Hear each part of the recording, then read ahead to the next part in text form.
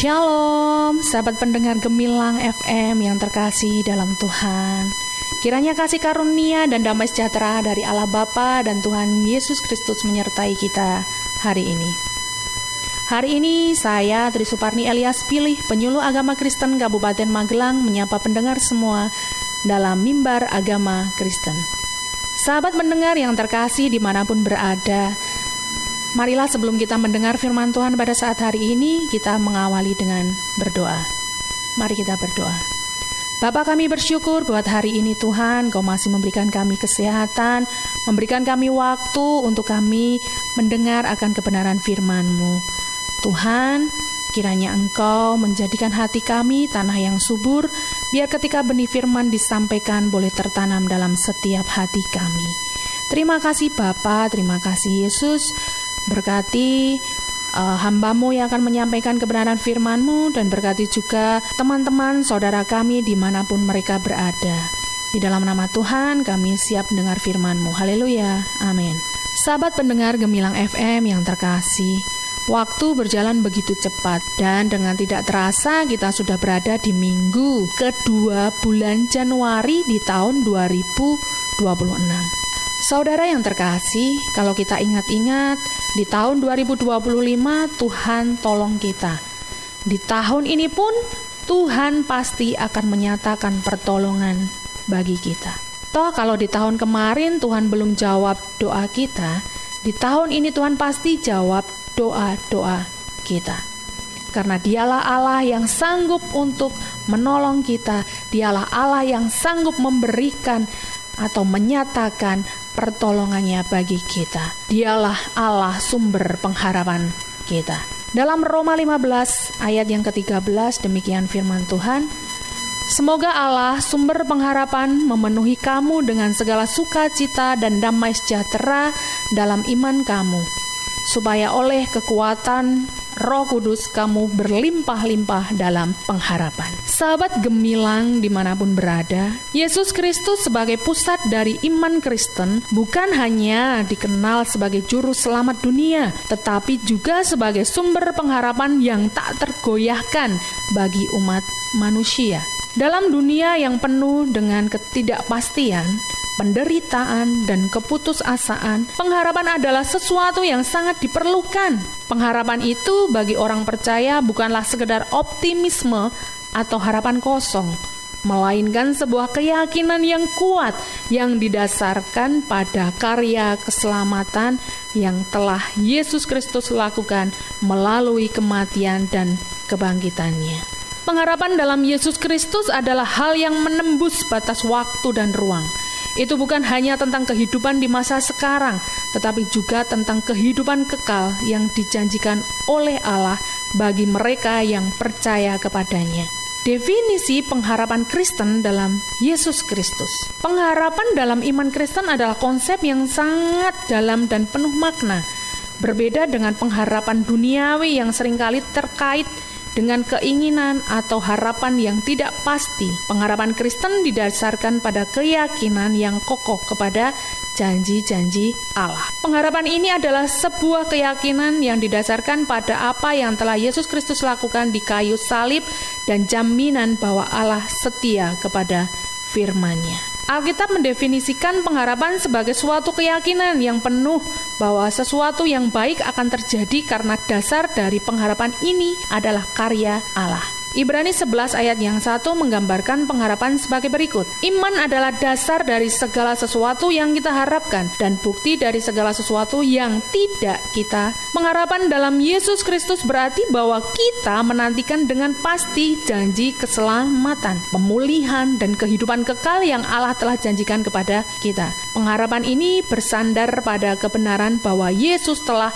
mengalahkan dosa dan kematian melalui kebangkitannya.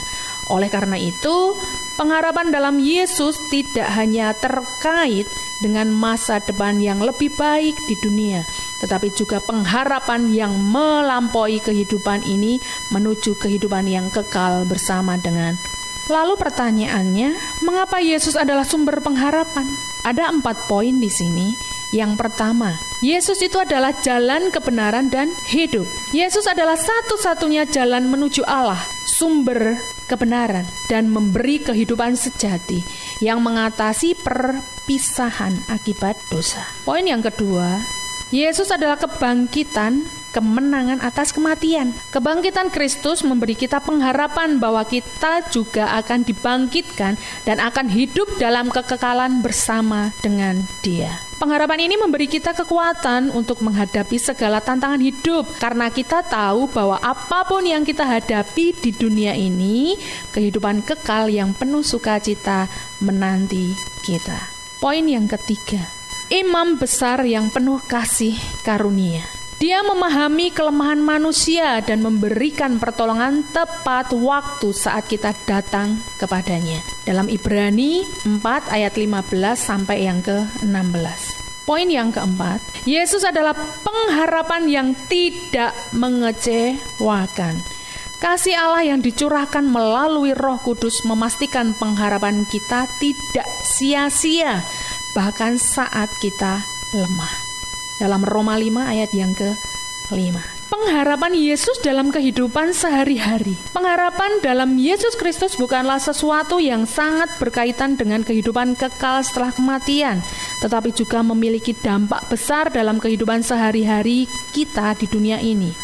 Pengharapan ini memberikan kekuatan, ketenangan, dan keyakinan untuk menghadapi setiap situasi yang sulit, baik dalam penderitaan, penganiayaan, maupun kesulitan pribadi. Lalu, bagaimana sih kita hidup dalam pengharapan? Yang pertama, kita harus percaya sepenuhnya. Percaya bahwa Yesus telah mati dan bangkit adalah dasar pengharapan. Poin yang kedua, bagaimana kita hidup dalam pengharapan adalah teguh berpegang.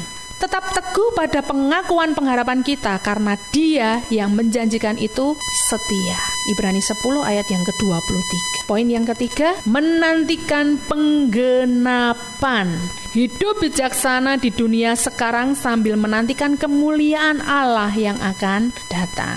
Sedang poin yang keempat adalah mengandalkan Roh Kudus.